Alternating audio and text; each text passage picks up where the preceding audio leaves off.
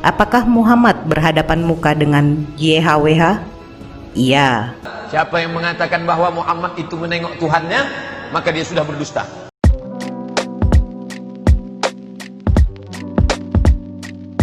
Assalamualaikum, selamat datang kembali di channel ini. Kali ini saya akan membahas Esa Raflesya, yang mana saya sudah lama banget ya nggak bahas dia. Tante ini dulu suka bahas saya. Sekarang kayaknya tante ini udah nggak terlalu aktif di YouTube, guys. Kali ini yang saya mau bahas adalah mengenai katanya nabinya dia itu berhadapan muka langsung dengan Allah. Gimana menurut dia ketika Isra Mi'raj, nabinya itu langsung berhadapan muka dengan Allah. Karena apa?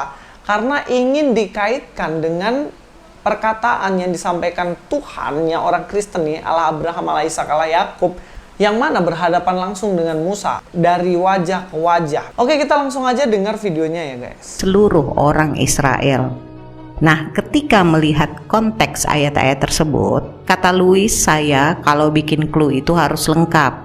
Sekarang gini, kenapa saya tidak memasukkan clue ayat 11 dan 12?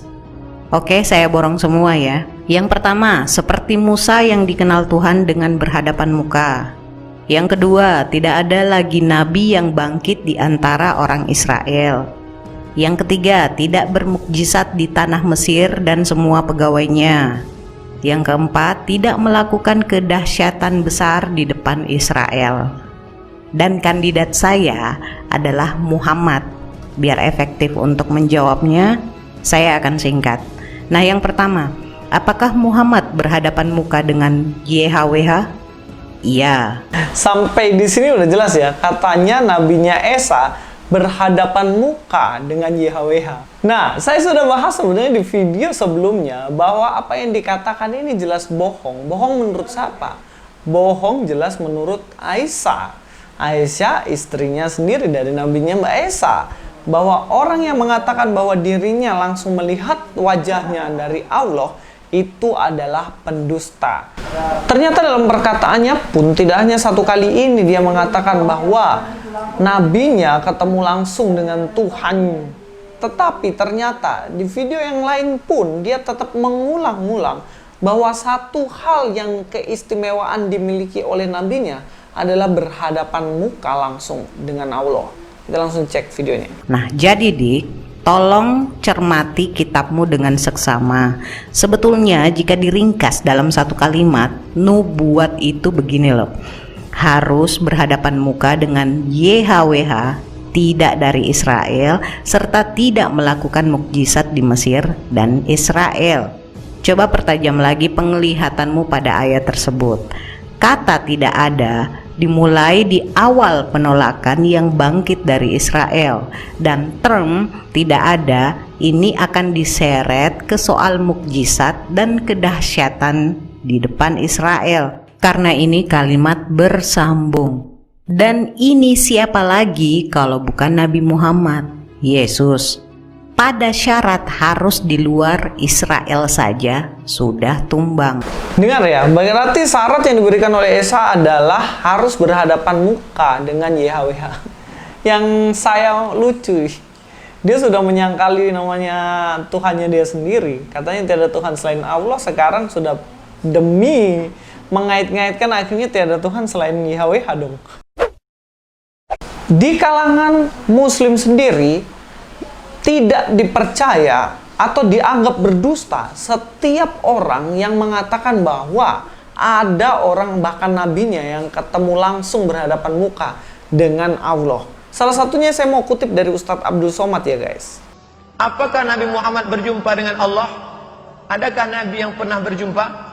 Maka Nabi basharin an yukallimahullah. Tidak ada orang yang berbicara langsung kepada Allah illa wahyan, kecuali melalui wahyu. Wahyu artinya bisikan halus yang masuk ke dalam hati. Au yursila rasulan, atau Allah mengirim malaikat Jibril. Au min wara'i hijab, atau dari balik dinding. Tiga. Bisikan halus, Jibril datang, atau dari balik dinding. Bagaimana dengan Nabi SAW ketika Isra Mi'raj? Apakah dia menengok Tuhannya? Berbeda antara pendapat Aisyah dengan Ibnu Abbas. Apa kata Aisyah? Man qala inna Muhammadan ra'a rabbahu faqad kadzab. Siapa yang mengatakan bahwa Muhammad itu menengok Tuhannya, maka dia sudah berdusta. Jelas ya, Ustadz Abdul Somad aja ngomong, kalau ada orang yang ngomong bahwa nabinya bertemu dan berhadapan muka dengan Allah, itu adalah bohong. Kalau sampai sini berarti Esa Rafflesia demi mengait-ngaitkan nubuatan yang ada dalam kitab Ulangan supaya terkait dengan nabinya, maka Esa rela berbohong dan disikat langsung sama Ustadz Abdul Somad. Ternyata tidak ada bukti, bahkan tidak ada statement pun satupun yang mengungkapkan bahwa nabinya ketemu langsung berhadapan muka dengan Allah. Lalu bagaimana ada argumentasi yang mengatakan bahwa nabinya ketemu dengan Allah, yaitu ketemunya dalam alam batin, kata dari Ustadz Abdul Somad.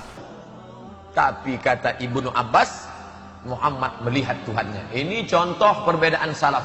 Jangan katakan salaf itu satu. Salaf satu. Ini aja yang khalaf, ini yang ikhtilaf. Sedangkan masalah Nabi menengok Tuhan atau tidak saja berbeda antara Aisyah dengan Ibnu Abbas. Kata Aisyah, Nabi melihat Tuhan, kadzab, berdusta. Kata Ibnu Abbas, dia melihat. Tidak mungkin Aisyah mendustakan Ibnu Abbas. Jadi kalau begitu bagaimana mengkombinasikan dua pendapat yang kelihatannya kontradiktif?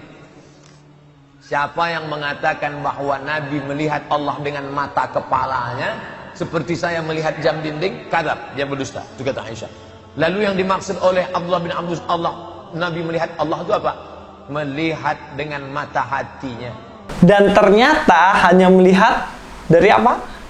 Dari hatinya. Tidak langsung muka ke muka, tidak langsung berhadapan, bertemu langsung. Jadi yang bilang kalau berhadapan muka dia adalah pembohong. Mbak Esa, gimana kabarnya Mbak Esa? Oke, saya borong semua ya. Yang pertama, seperti Musa yang dikenal Tuhan dengan berhadapan muka. Yang kedua, tidak ada lagi nabi yang bangkit di antara orang Israel. Yang ketiga, tidak bermukjizat di tanah Mesir dan semua pegawainya. Yang keempat, tidak melakukan kedahsyatan besar di depan Israel. Dan kandidat saya adalah Muhammad. Biar efektif untuk menjawabnya, saya akan singkat. Nah, yang pertama, apakah Muhammad berhadapan muka dengan YHWH? Iya. Ya, katanya. Oh, selamat, Anda sudah berbohong menurut Ustadz Abdul Somad. Oke, sampai di sini dulu video ini, dan Luis Prasetyo sini. God be with you all.